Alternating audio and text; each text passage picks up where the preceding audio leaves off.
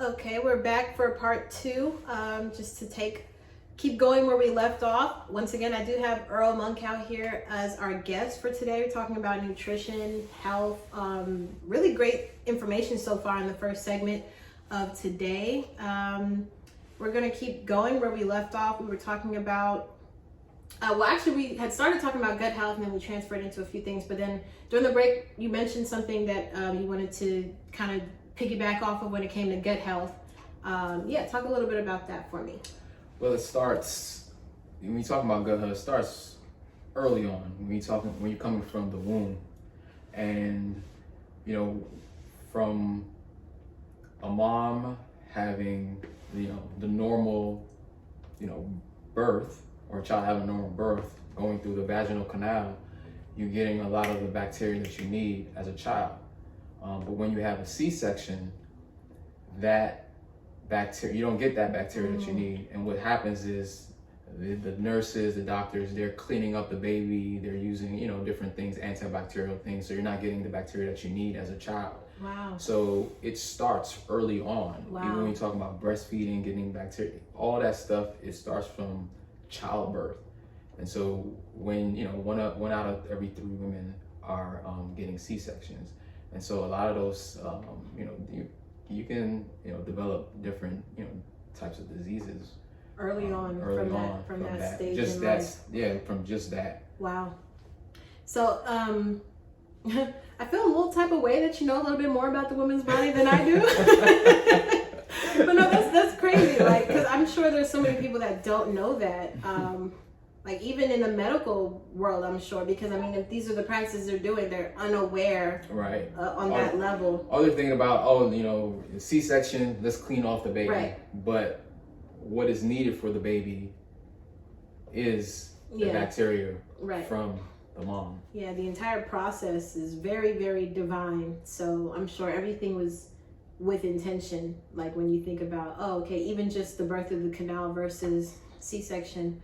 There's a specific bacteria the baby's supposed to get from it. Like God has been very intentional about everything from creation to now. So that's really, really interesting to learn. We need that balance too. We need the balance of the good and the bad bacteria. Yeah. If you have more good than the bad, there's an imbalance. Right. If you have more of the bad, or more, vice versa. Right. Either way, it's about balance. Balance. Yeah. Right. So like speaking of balance, what would be like, I guess, like your typical balanced, healthy diet, or your day, like what would you eat in a day, I would say? Most of the time it depends how I feel, what I want at that day. But I've decided certain days or certain things for example, in the morning, like to be more intentional about what I'm eating. So I create a routine so that I don't have to think about what I'm eating. Okay. So I already know that, when I get up in the morning, I'm going to do water and lime. Okay. And then after that, whether I do movement, exercise, take a shower, I'm gonna have a smoothie. And I do specific smoothie specifically for the brain. That's blueberry, wild blueberry, walnuts, sea moss. Most times I use hemp milk. And I'll also use flaxseed meal or something like that. Okay. So use specific things so I don't have to think about it, but I know that my nutrition is getting taken care of. Okay. Because we eat because we like to eat because things taste good. It makes us feel a certain way. Right. But I also like to eat things when I know like this is what this does. Like I said, I put walnuts in my smoothie. And walnuts are good for the brain, help folks that have depression. Oh wow. Good for depression. It like alters your mood as well. So those things, I'm like, okay, if that's what it does, I'm gonna eat it. Put it in your I'm gonna put it in a way where I can eat it. Sometimes I might have a handful. So I try to get walnuts, because it's probably one of the best nuts that you can have. Okay. So I try to eat that every day. Wild blueberry, 2 times the antioxidant than the regular blueberry. Wow. They're smaller, but they have a real distinct taste and has much more. Yeah. So I've been fortunate because I eat a certain way that I don't get sick. Like I thank God for it because I haven't been sick in the past 4 years now. Wow. And because of the way I eat. And so there's when it comes to like salads, I try to eat more salads. Sometimes I'm not on it all the time, but I try to get, I posted the other day, alkaline salad.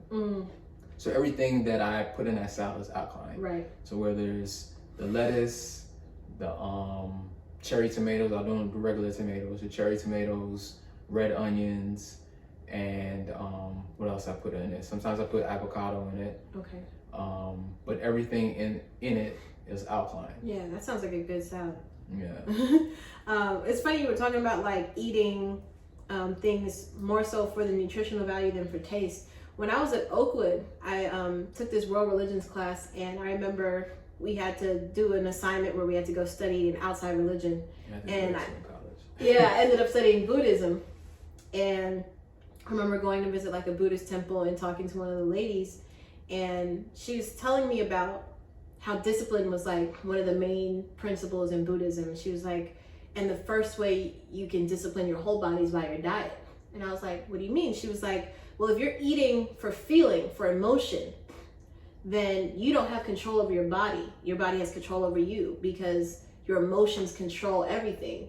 She's like, if you eat for taste, you have no discipline. She's like, but if you eat for nutrition, taste becomes something that's just like, oh, it tastes good on top of I'm eating for nutrition. Exactly. And that was the first time that I had ever heard it like that. And I was like, wow, that's a very profound like way of living.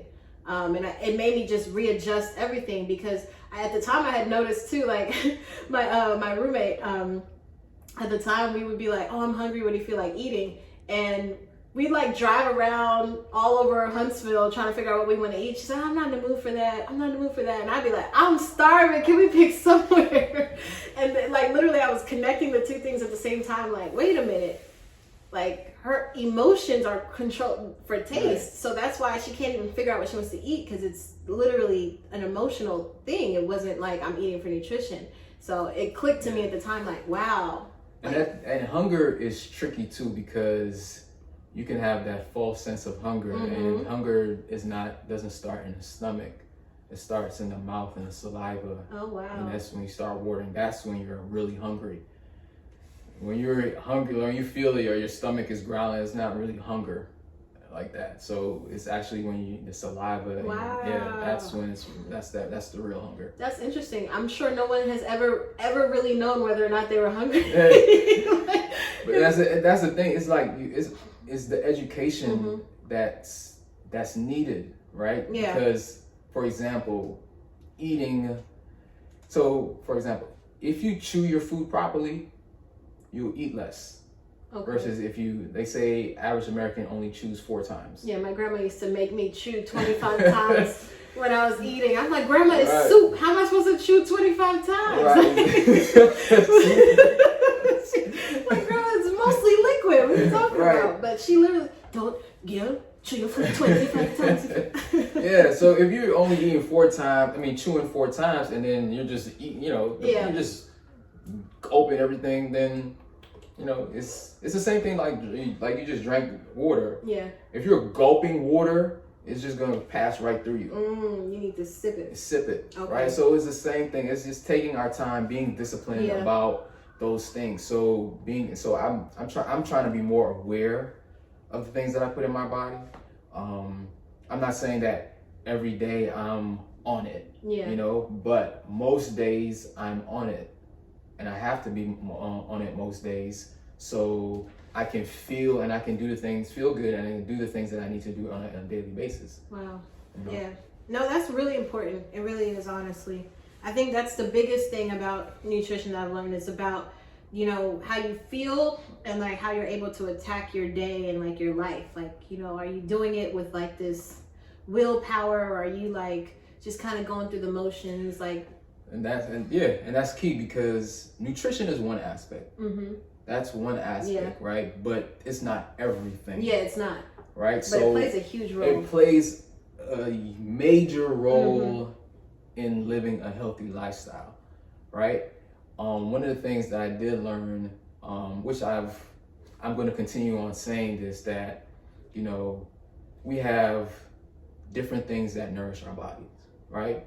And for Nature's Hype, I call it, we have the 3 pillars: nourishing your body, move your body, rest your body. Nourishing your body can come in different forms. You can have foods that nourish you on the plate and nourish you off the plate. Okay. So things that nourish you off the plate are your joy, your family, your finances, your spirituality. If your finances are off, that could affect your body, and it can affect how you eat. It can be a stressful situation for you because your finances are not, your family situation, husband and wife, girlfriend and boyfriend, whatever it is, y'all have issues. That's going to affect. Stress affects. Stress creates that inflammation in your body. That's true. All right. So that's why rest is important. Sleep is important. That's why people that usually they'll go to bed late and they have to get up early in the morning. That's why they can't have a healthy meal, because everything's on a go. When I was in college, I used to take the train and I would just people watch. And you see the people, when they're coming back home, they look dead. And that's why, because they look so dead, they're not going to go and cook a home cooked meal. All they're going to do is buy something, and buy something processed. So nutrition is a big part, but then the other parts, they play a major part as well. Yeah, no, that's very true. With that,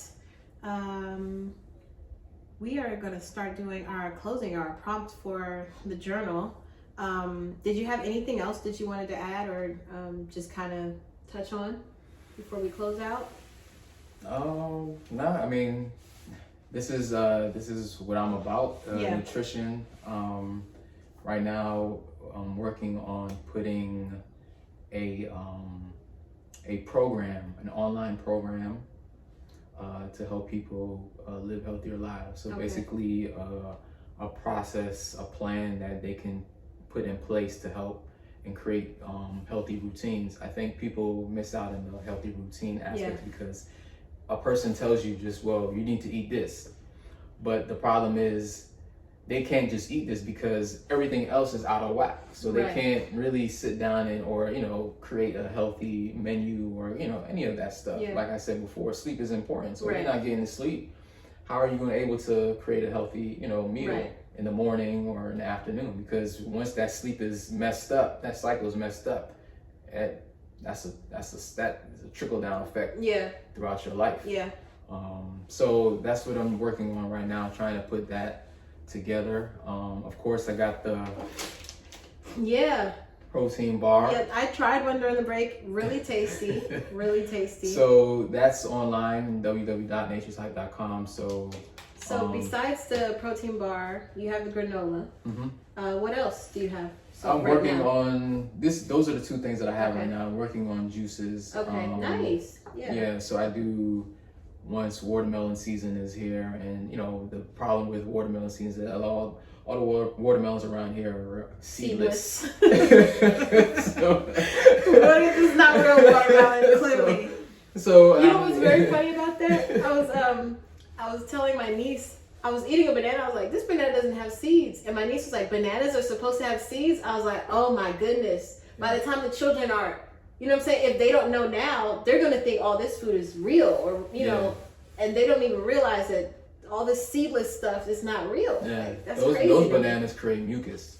Wow. So that's why I usually buy Duro, or the Burro bananas. I almost bought some at the grocery store across the street from me. They have they have jackfruit, dragon fruit. They have a lot of good stuff. You should probably check it out.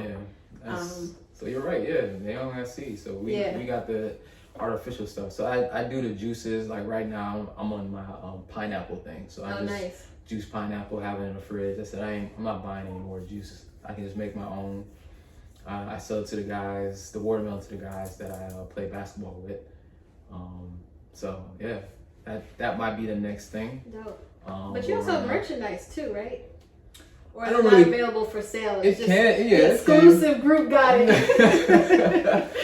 I do work with someone that I can get it. Like I get this right away. Cool. I need to actually put it on the website. For sure. If anybody wanted to, just contact me at Nature's Hype.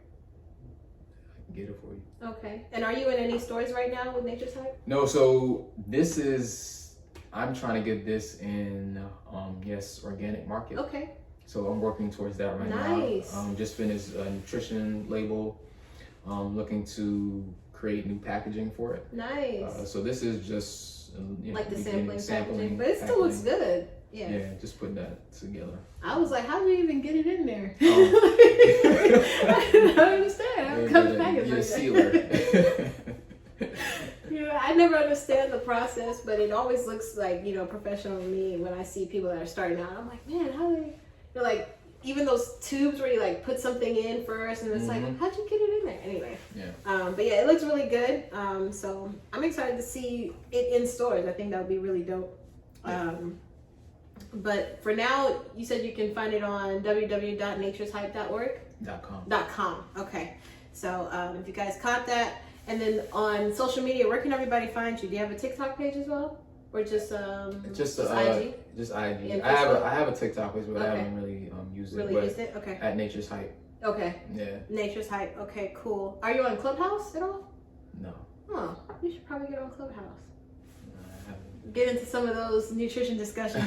Like honestly, like Clubhouse is such a great place to find like your community and talk about these types of things. Like, I definitely, my brothers and I, and a couple other guys got on Clubhouse for a little bit, but I think I deleted the app. What's funny is I first got on it and I fell off too, but it was still a good app. I think the issue was like all those notifications that kept coming in. It was like, okay, I can't join every single meeting, but I do like it a lot. So with that being said, I did want to close out with a journal writing prompt for you guys. I always have one. So for this one, since we were talking about nutrition today and basically the different foods that help.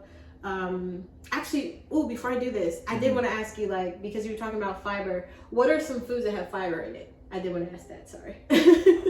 Basically all plant foods. All plant foods? All plant foods have fiber. Or like, what are some that have like the most, you're talking about the prebiotics, you're talking about, you have your onions, your leeks, just your vegetables, your grains, quinoa,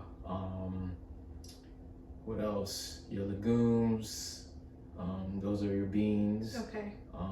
Your, like you mentioned, ground provision, all those stuff, potatoes, all those stuff have natural fiber. Have your fiber in, and then those are considered your prebiotics. Now, not every prebiotic that is labeled prebiotic is going to be good for a specific person.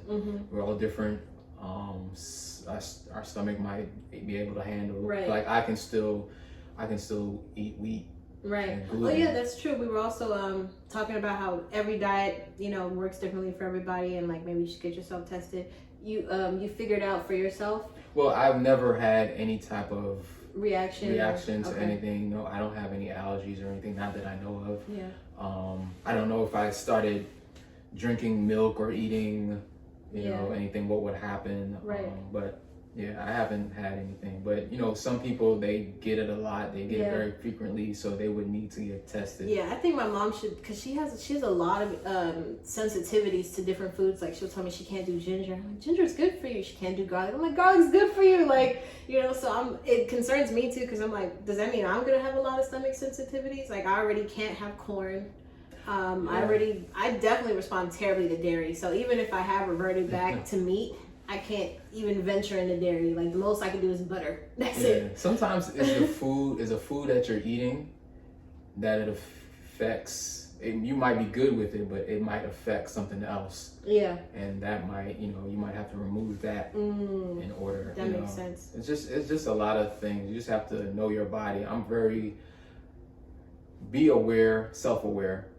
Know when you're eating, how your body feels. Don't just put it off like, oh, that's just nothing. Yeah. Like you gotta know what's going on in your body. And most people, they don't really know. So they don't pay attention. They just eat. And people just eat. No, that's true. You know what I'm saying? Just eat. And it's so much different when you're going specifically overseas. Because a lot of stuff that we have here, they banned it over there. Yeah. No, it's true. When I was in Honduras, I was talking to this guy from Germany.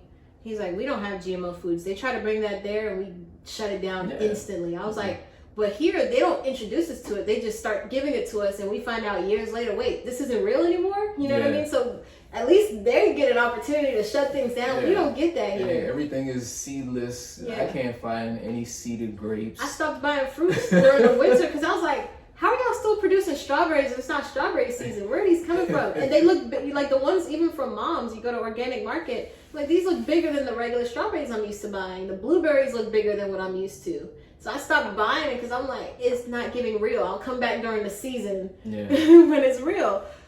But it's just very interesting. Well, but this is a perfect segue for the prompt because it was what responses to certain foods does your body have? So that's the writing prompt for this week. I'm just kind of trying to listen to your body better, kind of slowly eating, slowly processing. Don't just eat everything at once. Don't introduce yourself to anything new without like observing how you respond to it. So basically the question is, how does your body feel with certain foods? Are you listening? And if not, what is persisting when you are not listening to your body? I think that's super important. I actually found out that I was getting all these hunger pains all the time. We were talking about hunger, how it's not like a real feeling. I used to have like literal pains in my stomach from hunger.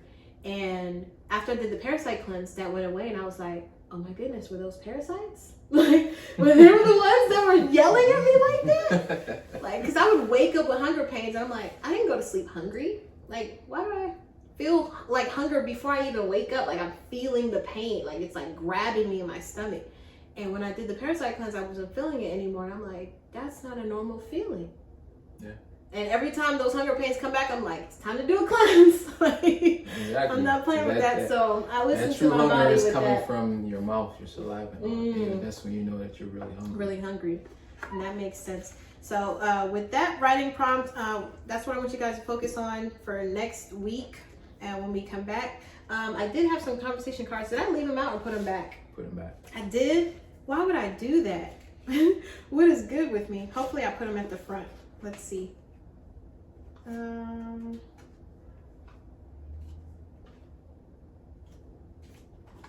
This is not good.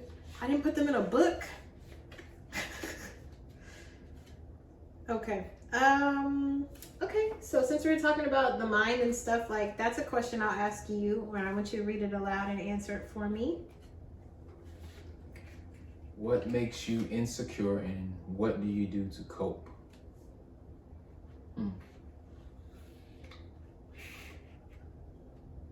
What makes me insecure? I don't know.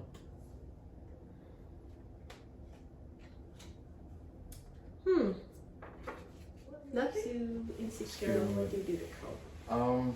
Maybe I know for me, probably where I'm at in life.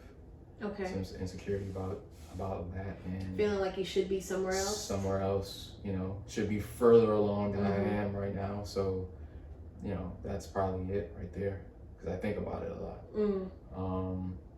What I do to cope with it, I think it's all mental. Yeah, and it is. And mentally having to have a mind shift and think about who cares, keep moving forward in faith in what you're doing. And whether it happened last week, yesterday, or it's going to happen in the near future, and just keep moving forward to that goal. Yeah. And just keep learning. Yeah. Yeah. Remaining a student of life. Yeah. Yeah. I think that's super important. So that's a really good answer. And it's a real answer, because I think a lot of people feel that, like feeling like you should be further along in life. Like, oh, you should have done this by now. Like, all our parents at our age. I know. I should have. My mom already had a family. I should have had like 3 kids, and married, and everything, and all of that. Man, my mom at my age already had Ron and Cordell. It was just me and Lynette left. You know, like, so. Yeah, that's the four first kids were already by the time my mom was my age. So that's wild for me to think about. But she had already also been married 10 years by then. And I'm like, I couldn't picture so much to learn in life. Like, I couldn't picture myself going through. But we're also in a different place, a different country, a different timeline. Yeah. So not everything is going to be done in the same way. It, I guess, previously was known to us, or traditionally was. And that's fine too. And just understanding like everything is done in divine timing. So that's a really good answer. My question says, what are you afraid of most and why? And I would say the unknown. You know, it scares me. I've never really been afraid of death, because like, what am I gonna fear it for? Like, if I'm dead, I'm gone. You know, like maybe the way I might die might be fear. You know, a scary thing, like dying by fire, by water. To me, that's always like, oh man, those are the worst ways to go. But I've never really considered like being afraid of dying, because what is the point of, like, how does that serve me? Like, if I'm dead, like, I won't know. I would be more afraid of how my family feels that I'm gone. But I think the unknown is scary. Like right now, what I'm in is like a scary place. Like I have no idea what's next. But I'm also learning to just face your fears, because God hasn't given us a spirit of fear. And so a lot of the fear tactics they have right now, like in the media and stuff like that, I have to like shut it out, because that's not of God. Like the only thing that is of God is love. And so for me, facing every fear that comes to me or taking it on head on versus looking at it and being like fearful of it, has been, I think, one of the most like character building traits I've had so far. So for sure, just like staring at the unknown and being like, I don't know either, but we gonna figure it out. Like, you know, like I have no idea what's next. My lease is up in June. I could be moving across the country. I could be putting myself in storage. It's just, everything is unknown right now. And it's scary, but I'm just taking everything one day at a time and just taking everything as it comes to me. And allowing for opportunities to present themselves, as opposed to like trying to plan everything. I think when you try to plan, sometimes things get derailed and you feel so upset about it. So I think it's like we were talking about earlier, it's a matter of balance, of figuring out how to plan, but how to also leave room for things to happen in its perfect timing. Definitely prepare, but so this has been good. This has been real. I really appreciate you coming out once again, everybody. Earl Monkou. You can find Nature's Hype on Instagram. It's just Nature's Hype. Nature's Hype on Instagram. You're on Facebook too? Yeah. Facebook. And then eventually we'll see him in stores, but you can also go on the website and find his protein bars and the granola, soon some juices. So that'll be really exciting to get to. Once again, I want to thank you for coming. Oh, thank you for having me. Yeah. It's been good. Yeah, enjoyed it. I agree. I learned a lot today, so I'm going to be trying to apply what I learned, because that is really what, you know, is behind the genius of life. Is if you have all this wealth of knowledge and you don't apply it, then, you know, how does it really serve you? Right. So, just applying what you know is always what's super important. But yeah, once again, thank you guys so much for tuning in to Nobody's Guru Podcast. Your host Melanin. I'm nobody's guru on anything. I've just, taken some of the things that I've learned in life and I'm sharing it here with you guys. So once again, thank you guys for tuning in, and we'll see you next week. Make sure to do the journal writing prompt. Take care.